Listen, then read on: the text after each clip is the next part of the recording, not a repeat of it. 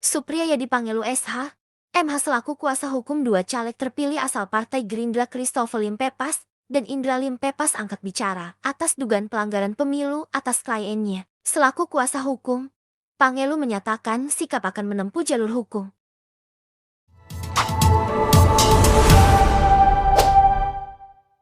Pangelu mengungkapkan, laporan terhadap kedua kliennya terdapat dua kejanggalan dilihat dari locus delicti dan tempus delicti, serta yang kedua adalah lampiran bukti laporan yang dimasukkan. Terkait kronologis peristiwa ini, supaya karena pidana pemilu ini berbeda dengan pidana umum, yang kemudian limitasi waktunya dibatasi, terutama berkaitan dengan peristiwa tindak pidana, apakah dia sudah melebihi batas waktu yang ditentukan undang atau tidak. Memang ada menyoroti soal sikap Bawaslu yang secara tidak akurat melakukan verifikasi berkaitan dengan laporan. Soal pelapor ini warga masyarakat yang berhak semua dan berkaitan dengan pelanggaran-pelanggaran pemilu, tetapi berkaitan dengan objek yang kemudian menjadikan klien kami tersangka bahwa pelapor menyampaikan laporannya di Bawaslu Republik Indonesia. Ini menjadi pertanyaan kami, apakah di Sulawesi Utara tidak ada pengawas pemilu, baik provinsi maupun kota Manado, kemudian locus tempus delictinya ada di Manado, tetapi dilapor di Bawaslu Republik Indonesia. Kejanggalan kedua adalah, menurut pengakuan pelapor, bahwa yang bersangkutan mengetahui itu melalui media sosial, grup yang namanya Lambe Kabanua, Lambe Tura. Tetapi yang menjadi pertanyaan kami, saksi pelapor juga ternyata menjadi yang diberitakan sejak Maret 2024. Tentunya keterangan ini tidak bersesuaian. Sejak kapan yang bersangkutan mengetahui?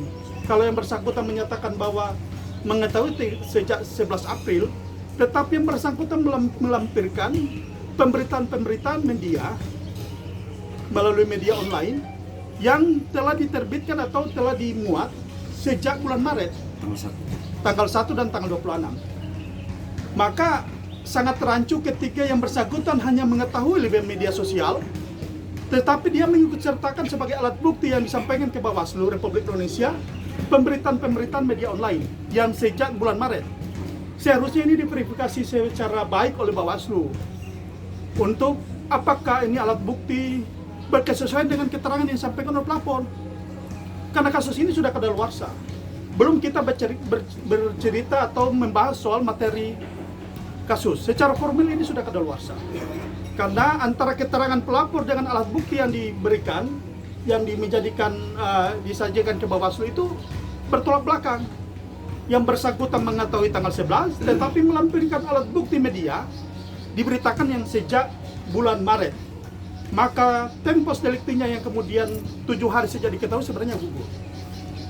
Saya memahami karena ini mungkin pelimpahan dari Bawaslu RI, ya karena saya tahu, saya juga pernah ada berita yang menyatakan bahwa pernah dikonsultasikan ke Bawaslu Manado oleh LSM berkaitan dengan dugaan ini, tetapi mungkin karena buktinya sumit tidak dilanjutkan.